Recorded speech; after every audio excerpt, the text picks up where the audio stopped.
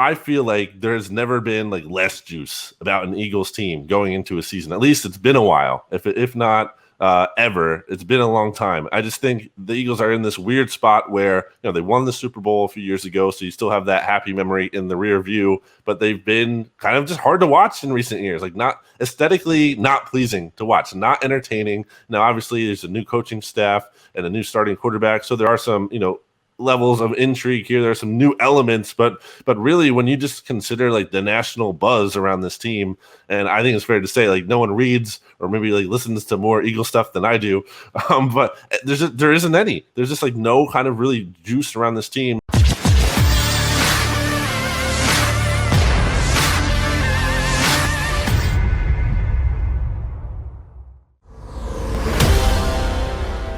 Hump Day Wednesday, gathering of Birds 365 with you, Mac and Mac guys.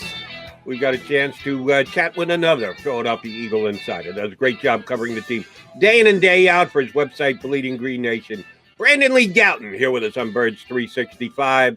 BLG, how was vacay? We reached out last week. You said, no, sorry, guys, I'm out of town. I'm getting a little downtime in. How was vacay?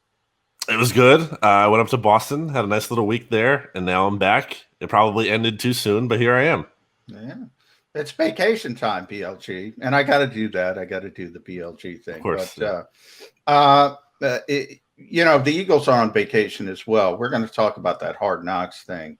You probably heard Jody and I talking about it. The Eagles aren't volunteering for that. But I want to talk to you about Zach Ertz first because we're in the down period. Everybody is on vacation. A lot of the Eagles are on vacation.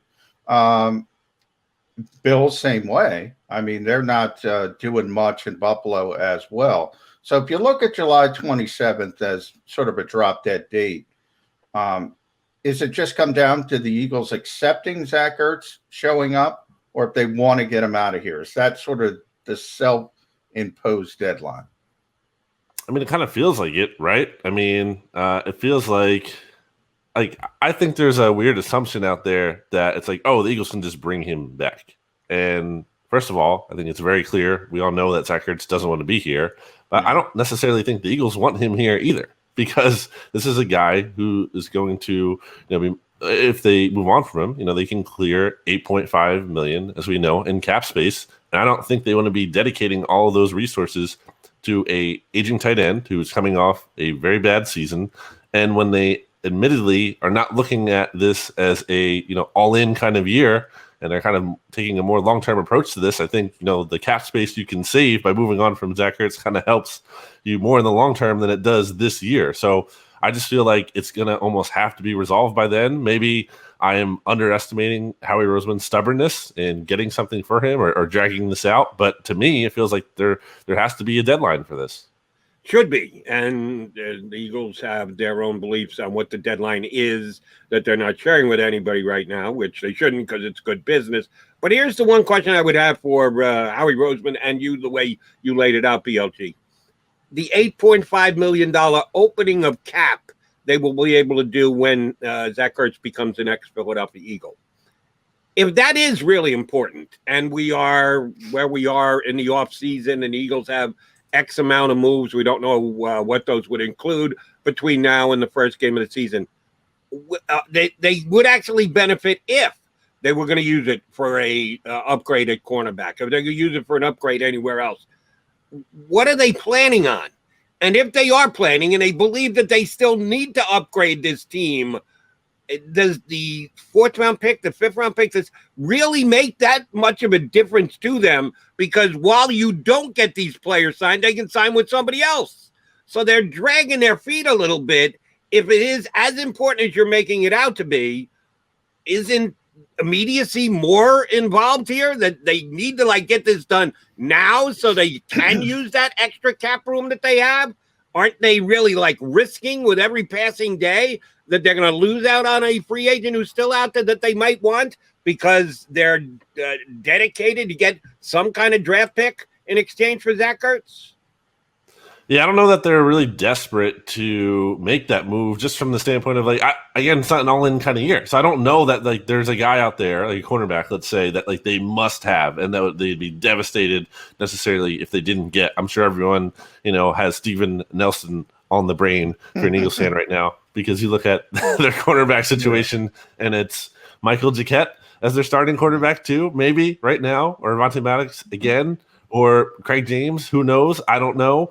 Not really a good situation when we don't know, and maybe the Eagles don't even know who their starting quarterback 2 is, but I don't even think it's like that. Again, it's not even necessarily about spending the cap space right now. It's about having it for right now, potentially, if the right move comes along, the right deal is there, or more importantly, probably for the future. I don't think you can tell me that spending the money on Zach Ertz is the best use of resources for this team when you're looking at the long term of things moving forward. Speaking of Steven Nelson, Brandon, and you got a lot of fan engagement at Bleeding Green Nation. Are fans talking themselves into Steven Nelson being some kind of difference maker? He's on the market June 30th. I believe today is June 30th. We're talking about $2 million deals versus maybe $3 million or $4 million. Are Eagles fans just setting themselves up for the big ball when they say, oh, we got Steven Nelson, and then they see him week 1 and they go, oh, we got Steven Nelson. He's better than Mike Jacquet, but he's probably not better than a lot of other outside starting corners in this league. Yeah, I don't know that you're really getting a difference maker, a needle mover on June 30th. I think, obviously, again, the hole is so big that you would just like to see an upgrade there. So I get it. I get why people would be interested in signing pretty much any cornerback, let alone one who actually, has some track record of success like Steven Nelson does. But yeah, I mean, again, I'm looking at this as a long-term thing. My understanding, just based on what the Eagles have said, Jeffrey Lurie has said, is the Eagles are looking at this as a long-term thing. So I don't even know necessarily what let's say a 1-year deal signing Steven Nelson really accomplishes in the long term. It could make the team better this year, and I think there's some value in that. But to act like you sign him and that kind of just is like some kind of paradigm shift, that's not really it for me. And you're right. Anyone I sign at this point is not going to be a paradigm shift guy. Love that term. All right. So I've already ticked off Eagle Nation by suggesting they really should think about going on Hard Knocks, which, by the way, yes, I didn't ask you. My bad. I just asked you about vacation first. Should the Eagles be on Hard Knocks? Should they volunteer? Should Jeff Lurie get either the head of HBO and or Roger Goodell on the phone this morning and say, we're volunteering. We want the HBO cameras in Philadelphia. I say yes. John said no. BLG, what do you say?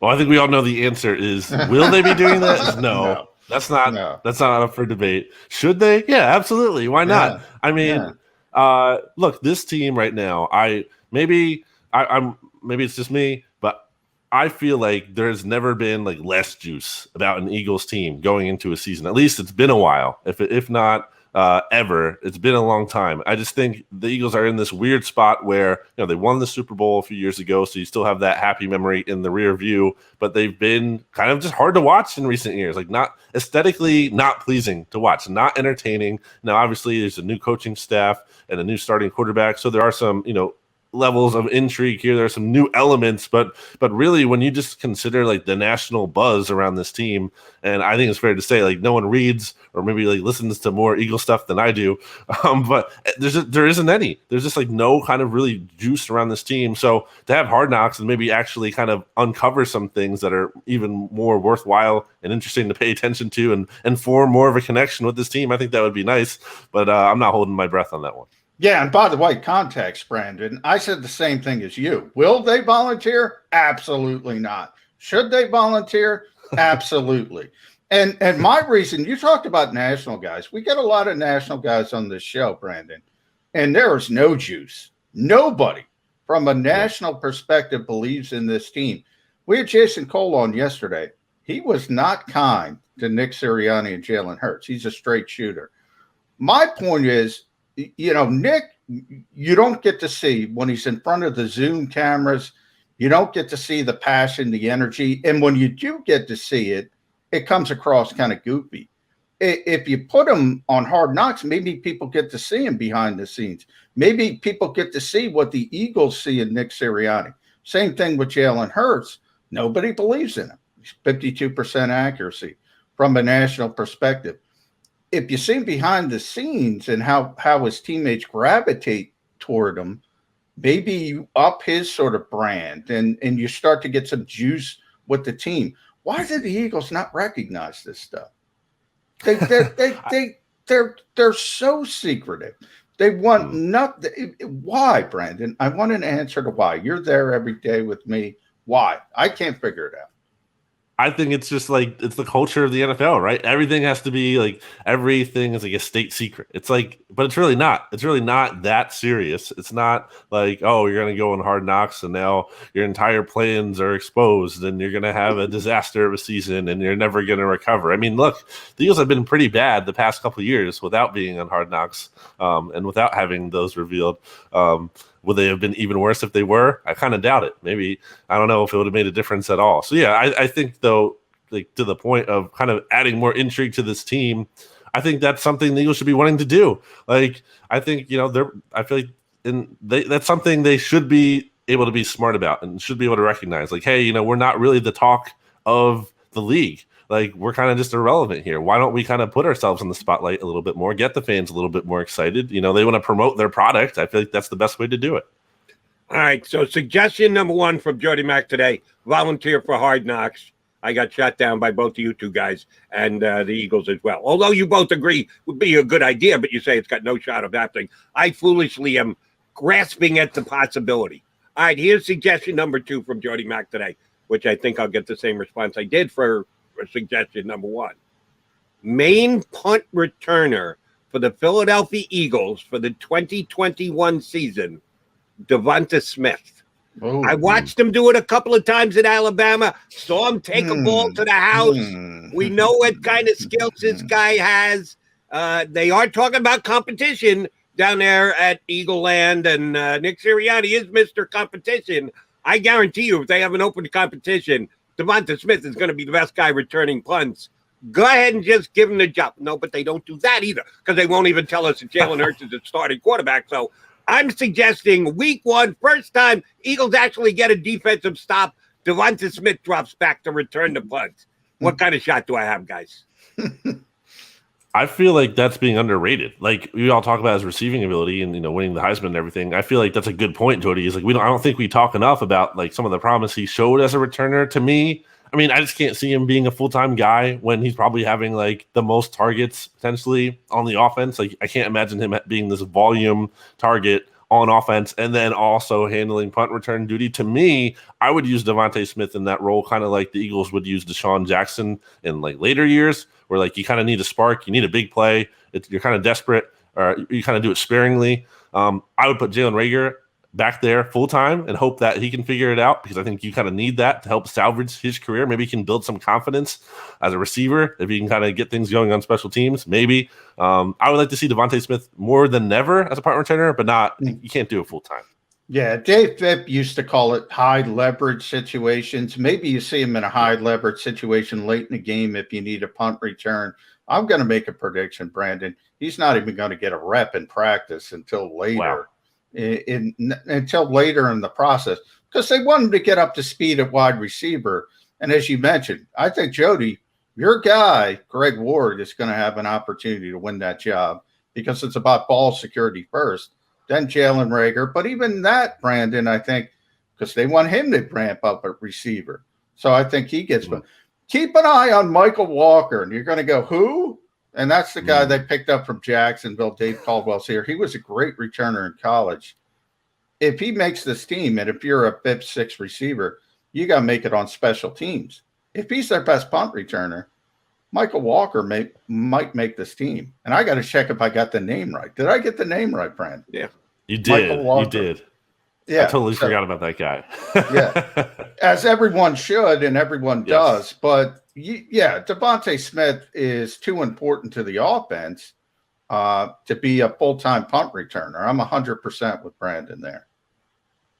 That's unfortunate because I think Devonta Smith can actually take a couple ones to the house. And even though I love my guy, president of the Greg Ward fan club, he's not going to break any for a touchdown. So I would prefer to see Mr. Smith and my guy. BLG, we have a new head coach, but we also have a new defensive coordinator. And John and I talk more about the big picture and the overall coaching staff. But Coach Gannon taking over the defense and his hits philosophy of doing things. The one thing I kind of raise my eyebrows when I hear him talk is about how they're going to be able to get turnovers. That the turnovers is the key to winning defensively in the National Football League, and his defense is going to play with the kind of intensity that's going to give them turnovers. Can you really coach turnovers? I've never heard a coach say, yeah, I've got the philosophy. I've got the means by which we're going to get X amount of turnovers a game. I think that's pretty much impossible. So is therefore his philosophy kind of questionable going in? If you believe that, well, you can't program turnovers, you can't come up with specific plays that are going to lend themselves to turnovers. Will this Eagle team be a good turnover team this year because of the coach's philosophy? I don't think that makes, like a world's difference. Maybe there's certain things you can emphasize. Certain coaches maybe do it better than others. But I think ultimately, at the end of the day, you got to have playmakers. And do the Eagles really have playmakers in the secondary? I mean, Anthony Harris, had 6 interceptions in 2019. Maybe he gets back to form, working with Jonathan Gannon, and that goes well for him. Darius Slay earlier in his career, not so much recently, was able to get, quite a few interceptions. So, maybe that kind of comes back for him. Although, these are players who are kind of getting older, not ascending players. So that's kind of my concern there. And then outside of that, who do you really feel good about as guys who are consistently going to get turnovers, going to take the ball away from the other team? I don't know who those guys are. Maybe Fletcher Cox again, rebounds. Maybe Brandon Graham has a big year, but there's a lot of maybes there, like I said. And again, aging players, not like ascending young guys who you feel super confident in. Plus, Brandon, what defensive coordinator in the history of the NFL goes up to the podium day one and say, I don't want to create turnovers? Everybody wants to create turnovers. I get a kick out of these. We want to be aggressive. I'm looking for the first defensive coordinator. No, we're going to lay back. We're just going to be very passive, and we're just going to see where this takes us. In a lot of ways, obviously, it's about getting your players playing fast. And that, in theory, pressure obviously helps you create turnovers. So the more substantive part of Jonathan Gannon, it seems like they're going to play a lot of cover 2, a lot of cover 3 to kind of protect the back end and maybe have a little bit more Mike Zimmerish A-gap pressure. Maybe this sort of Leo rusher, Ryan Kerrigan, would be most notable. Anything else you're getting a feel for what that defense is going to look like as far as a change from Jim Schwartz? Well, I would just say, going back to kind of the turnover thing too, and maybe what we can expect from the defense in terms of player performance, that's kind of where it really comes down to me, is just like cornerbacks maybe playing up to their potential. We'll see, because you just look at the history, the track record of Jonathan Gannon, and we've seen some cornerbacks have success. You look at Xavier Rhodes, who, struggled in Minnesota and got cut. And then you have Chris Ballard, like the coach GM, like name dropping Jonathan Gannon last year, saying like Jonathan Gannon is a big reason why like the Xavier Rhodes signing looks smart for me, because like he really turned him around. So the Eagles haven't really had anyone who can really develop and draft and get these cornerbacks playing up to their potential. So I think from that kind of a coaching standpoint, maybe there's some hope there that he knows how to either get through to these guys on, like technique or whatever it is, or just like you said, kind of playing fast, like feeling comfortable in the scheme, whatever the secret sauce is. It seems like he might have some of that. And I guess like that is a point of optimism. Since we're talking about turnovers and we're talking about the fact that the Eagles could use an upgrade at cornerback, no one is going to argue that. And we're talking about the fact that when is this going to happen? How is this going to happen? And Howie Roseman himself has pointed out a couple of times when he needed to upgrade at cornerback, he made a trade after camp had already started. So people continue to say, oh, maybe he'll trade for another cornerback. All right, down that road. Xavier Howard of the Miami Dolphins. Not only is he a turnover guy, a bunch of picks last year, Johnny on the spot, would certainly fill a void for the Eagles, not only a hole, but if the defensive coordinator is set on getting turnovers, he could certainly be an answer to that. Well, you were checking a lot of boxes here. Could Howie Roseman turn to the Miami Dolphins? They've got draft capital that they can certainly afford to give up. Is a trade for Xavier Howard a possibility for the Philadelphia Eagles, PLG? I don't think so. I think all those points you made are fair. There's an injury concern here. He missed 11 games in 2019. Also missed 4 games 2018. Played 7 as a rookie. So hasn't always been like the healthiest guy. There's some injury risk. I think the Eagles aren't just going to pay that much money to both Darius Slay and Xavier Howard. It's a lot of money, quarterback. And again, if you're hiring a defensive coordinator who's supposed to kind of get more out of less at quarterback, then I don't think it's like the best decision to like put super premium resources into that position as well. And the other thing is, I don't think the Eagles are making any kind of really big trade with any kind of those picks they have until they have more clarity at the quarterback position. Like those picks are kind of being reserved, I feel like, until they really like to make that move at quarterback if they have to. I don't think they're doing anything with those before they get more clarity on Hurts. All right, let's talk about the quarterback, Jalen Hurts, Brandon, because I agree with you. I think the Eagles are kind of holding back with those picks in case they have to go do whatever they have to go do, whether it's go up in the draft, whether it's trade for Deshaun Watson next year if things are cleared up. So my question to you is, and I've asked this of a lot of people, and I want to get your thoughts on it, is can Jalen Hurts do anything to win this job with the way the Eagles are set up? In other words, if you look at it from a national perspective, the number's 6.5 wins. So even if they overachieve, say get to 8-9 or somewhere in that range, even 9-8, I think that would be probably the ceiling of this team. Is that enough to say, okay, we're not going to go get a player like Deshaun Watson. We're not going to go get a top 5 pick if we can get a top 5 pick. Is there anything Jalen Hurts can do in 1 year to be the future of this team at quarterback? I think the odds are kind of stacked against him here, but in a way that kind of works in his favor if you look at it as if he thrives in spite of less than ideal circumstances, then that kind of shows you, okay, like maybe there is something here with this guy. I think the bar for me, I've said this for a while now, is like Jalen Hurts has to leave no doubt. Like if there's any kind of doubt at all, like if there's any kind of question about him being the guy heading into next offseason, then the Eagles are going to look to pivot. And that doesn't necessarily mean to me that they're going to like cut him or trade him or move on from him right away. Or maybe they bring in an option and it's kind of a competition, as Nick Sirianni likes to talk about, and always competing. But I think it kind of has to be a situation where Jalen Hurts just leaves no doubt. Everyone is like, yeah, this is the guy. The teammates love him. The coaching staff loves him.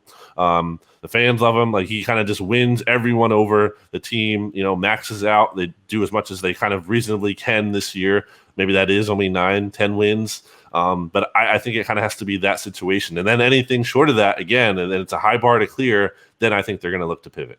Isn't that worst case scenario a competition? And I know Nick Sirianni doesn't want to look at it this way, but I do. You want Jalen Hurts to either outright win it and have a Joe Flacco-like backup, Nick Mullins-like backup, unquestionably, here's the order of the Eagles quarterback, or guess what? He's not good enough. We got to draft a quarterback in the first 5 picks, or we got to make a deal for a Deshaun Watson. I'm kind of hoping for a definitive answer at quarterback going into 2022. Not a competition. Sorry, Coach Sirianni. Not what I'm looking for. Competition for quarterback in 2022. Sure. I mean, yeah, obviously you want a definitive answer. Ideally, it is Jalen Hurts for the Eagles, and he just plays great because then you can use all those draft picks to just add talent around him instead of having to go out and get another quarterback, and potentially one, if you're paying for a veteran like Deshaun Watson, on a contract instead of one of the biggest advantages in the NFL, a player on a rookie contract. So, but I don't know the likelihood of that. I think it's probably less likely than more likely. And yeah, obviously if you can get the proven option, if you can get a player, either if it's Deshaun Watson and everything clears out, or Russell Wilson, or however that shakes out there, then yeah, you want that definitive answer. I mean, ideally, the Eagles put themselves in a position this year where the roster kind of looks ready to win now, and whether that is with Jalen Hurts, most ideal, or without, and then you kind of just get the quarterback as the missing piece. That would be really nice. So yeah, I mean, I think the only situation if it's a competition is like if Jalen Hurts kind of looks good, but maybe not totally sold on him. And then the Eagles kind of can't get a veteran, so they're drafting a rookie, but maybe it's not, like the number 1 overall pick. Maybe they can't trade up that high, even though they have these picks. They're kind of just bringing in a rookie in the first round, and they're kind of having him compete with Ertz, and they'll probably beat out Jalen Hurts at that point. But I think that's kind of the situation I was talking about. All right, Brandon, last one from me. You talked a little bit about Xavier Howard, and I agree with you. I don't think the Eagles are making a trade splash at this point. So I want to get your pre-4th of July breakout players on both sides of the football. One caveat, though. It can't be Devontae Smith, because I think we all know he's going to be the guy at receiver. So I want a breakout candidate on the offensive side of the ball and the defensive side of the ball. I'm going to go with Travis Fulgham, who kind of had a little bit of a breakout last season when he led the NFL in receiving for 5 weeks, which is an insane thing to say looking back. I don't think he is – I think the kind of conversation shifted from, oh, wow, look at this guy. We're really excited about him too. Oh, he was never that good. That was kind of a fluke.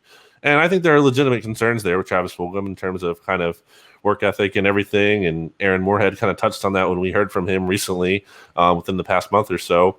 But I think there's something there. Aaron Moorhead also said, there is something there with that guy. And I kind of believe that. And I think he's going to have the opportunity on this team. It's not like the Eagles are necessarily chock full of wide receiver talent. And I think Travis Fulgham there might be hope for him yet. So I still have some hope in him. We saw the talent last year. And then defensively, I'm probably going to say Derek Barnett, who it feels kind of silly to say that we're still waiting for a first-round pick from 2017 to break out in year 5 finally. But presumably, fingers crossed for Derek Barnett's sake, he's finally healthy, actually, for the first time since his rookie year entering a season. And it's a huge year for him, because he's on this 5th-year option. He's playing for that next contract. I believe he's only still 24. He's young. I think we haven't necessarily seen the best of what Derek Barnett has to do. I think there's still some hope for him to kind of take this next step. Maybe he could really make a big leap and kind of be a double-digit sack guy this year. And if not, and if we kind of just see more of the same, that'll be pretty disappointing and also kind of a weird spot for the Eagles to be in where it's all right, do we re-sign this guy or do we not? So Fulgham and Barnett, those are my guys this year. I hope you're right about Barnett. I fear that you are wrong. I'm sorry. My patience is up. The breakout year for Derek Barnett. 3 years waiting. I'm not banking on year 4, but that's me. Last one, BLG. Coach P, Dougie P, back in town yesterday. Another charity golf tournament. That's such a good gig. Fly in for charity golf tournaments. Get the hell out of Dodge. I wish I had a deal like that. But more power to him, and the Eagles are paying him this year anyway. But he did say that he still has a desire to coach in the National Football League, not necessarily this year. And I don't think you want to take over a team at this stage anyway. But starting in 2022 or 23 or whatever, what will determine Doug's viability? His record is what it is. Certainly peaks and valleys. Really high peak, a.k.a. Super Bowl win. But the valley's there too, and he'll be judged on that. But things that could happen in the 2021 season that he, of course, would have no control over include what the Eagles do and what Carson Wentz does in Indianapolis. How bad does it have to go here in Philadelphia and in Indianapolis for Doug Peterson to get a gig in 2022? So you're saying Doug's stock could be pretty high if it's a bad Eagles season and Carson Wentz doesn't do so well in Indy. That's exactly what I'm saying. It's a fair point. Yeah, that's not an impossible scenario either. So, I think Doug will have some kind of market next year. Look at these NFL hiring cycles, where, Jason Garrett got an interview apparently for the Chargers job last. Why? Yeah. The Giants aren't even good. And come on. So if Doug isn't at least getting interviews next year, that would be a joke. And obviously it depends on how many openings. If there's quite a few, then I think he should be in the mix. And I hope to see Doug get a chance again. I think wouldn't that be interesting to see how Doug gets to do kind of when he's maybe in a situation where it's not just he's a total. Or he's kind of being used like a puppet, and he actually kind of maybe gets some power and gets some say. That could be interesting. Good stuff, BLG. Glad you had a great week on vacay. We're looking forward to talking to you as we get up toward camp and then all the way through the season. Everybody's got to check out Bleeding Green Nation for all the great insights that Brandon Lee brings on a day-in, day-out basis, and whenever he hops on with us here on Birds 365. Thanks, brother. We'll be in touch. All right, thanks, guys. See you later. There it is. BLG. It's a wrestling reference. What can you got to put up with that if you're going to watch Mac and Mac. If it's McMullen and McDonald, you're going to get that from time to time.